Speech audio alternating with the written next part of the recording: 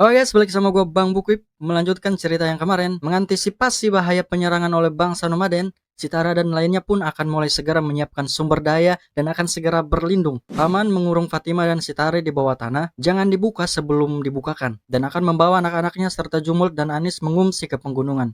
Niatnya sih begitu. Dalam 3 hari 3 malam itulah, Chitara dan Ibu Fatima tetap berada di dalam bawah tanah. Dalam kesempatan ngobrol itu juga, Fatima sebenarnya ingin menyampaikan hal yang mungkin sudah pengen diungkapkannya. Dia bertanya pada Chitara, apakah Chitara menyukai Muhammad?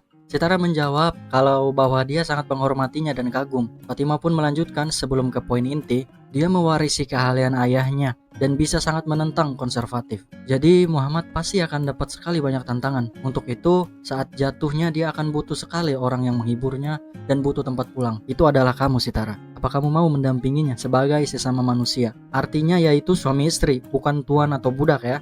Itu maksud dari dampingi dia sebagai sesama manusia.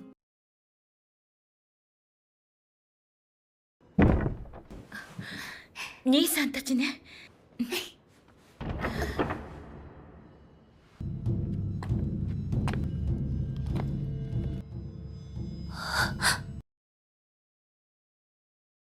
Tidak bisa dipercaya, yang membuka penutup itu bukan Abang Fatima atau Paman yang buka, melainkan pasukan nomaden atau Mongol. Dengan jenderal di episode 1 yang gue liatin itu, nongol ya. Ini salah satu anak Genghis Khan yaitu Tuloy. Jadi ini yang dia maksud dengan pertanyaan apakah di Tus ada cendekiawan.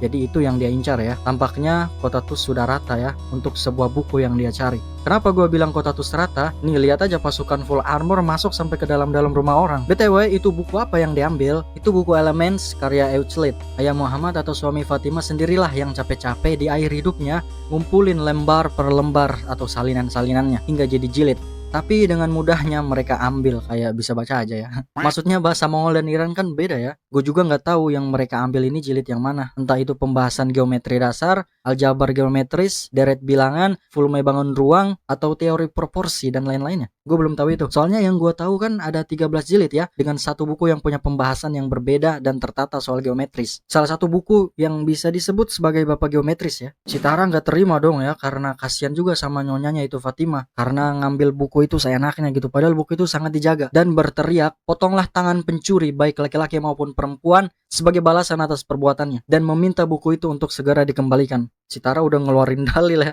tapi orang kaya mereka mana mudeng. Setelah tahu artinya karena ada penerjemahnya, Toloi marah ya. Orang lemah itu hanya boleh tahu satu hal, yaitu rasa takut.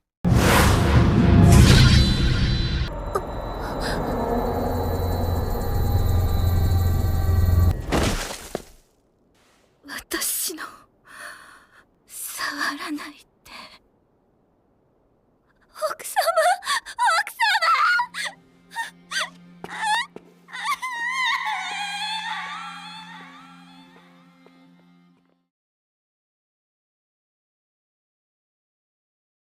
Sangat bisa dibayangkan rasa takut, rasa tidak percaya, rasa bersalah, nggak berdaya, rasa marah dan sedih bercampur dengan apa yang dirasakan oleh Chitara saat ini. Dia tidak bisa menjaga nyonyanya sendiri, dia tidak menepati janjinya, malahan dia yang dilindungi. Kota Tus juga sudah benar-benar jatuh sekarang. Chitara yang kita lihat berhasil bertemu dengan Anis dan Jumult ya. Anis menceritakan saat sedang mengungsi ke gunung saat itu, mereka dicegat.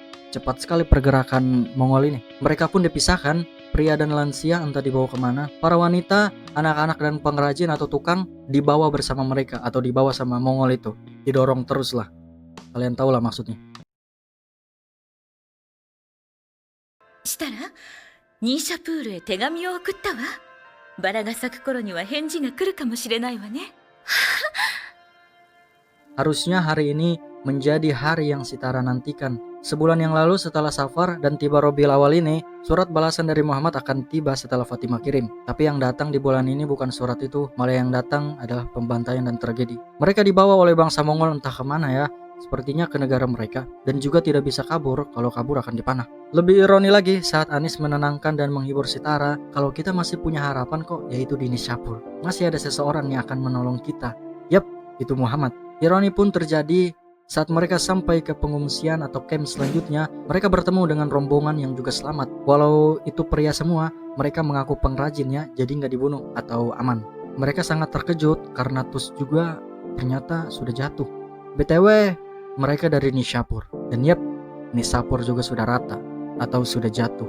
Sitara mulai kehilangan satu persatu orang yang dia sayangi, orang yang dekat dengannya, semuanya satu persatu pergi meninggalkannya, termasuk Anis yang dari awal sering menghibur Sitara. Sitara benar-benar sendiri sekarang. Sitara juga berpikir hal yang sama, ada hal agar tidak sendiri lagi. Dia bisa menyusul mereka untuk melepas kesendirian dan kesedihan secara singkat dan berharap panah menembus badannya. Dia harus berani membuat pilihan. Kenapa juga harus bertahan di sini, di Mongol ini? Nggak sudi amat. Hampir semua akhir bagi kisah Sitara, dia tiba-tiba dihentikan oleh seseorang. Yap, dia adalah Shira. Melihat muka yang gak asing dan membuat marah itu, tentu Sitara ngamuk ya kan. Dia ada di saat tragedi itu. Gak hanya kehilangan buku, dia juga kehilangan tuannya dan semua yang pernah ada di sisinya. Shira sangat prihatin soal itu. Dia juga pada dasarnya sedang bertahan hidup. Kalau dia gak carmuk atau ngejilat, nanti dikirim ke medan tempur paling depan. Dia gak mau. Dia mau jadi tuan tanah aja. Shira menceritakan pas bukumu diambil, mereka aja gak tahu mau diapain lagi buku itu. Cendekiawan pada dibunuh sama mereka semua.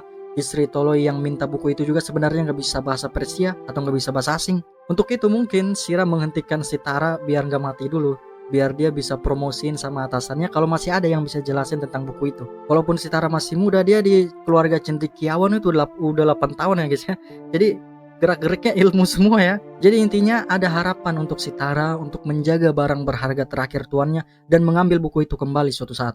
Oleh sebab itu, dengan tujuan baru untuk tetap hidup, Sitara akan terus bertahan. Bukan hanya itu, Sitara juga mempelajari cara hidup dan kebiasaan bangsa Mongol, bahasanya maupun pengetahuannya. Seperti contoh jam tenda untuk mengetahui waktu asalkan pintunya menghadap selatan dan lain-lain. Walau menurut Sitara pengetahuan ini seperti setetes dari pengetahuan yang dipelajari, ada yang lebih simpel dan akurat soalnya. Bukan hanya itu, dia pun akan mengganti namanya menjadi Fatima. Menurut Sitara itu sangat cocok untuk sekarang. Berbaur dengan sekitar, cocok untuk jadi nama pendamping orang besar.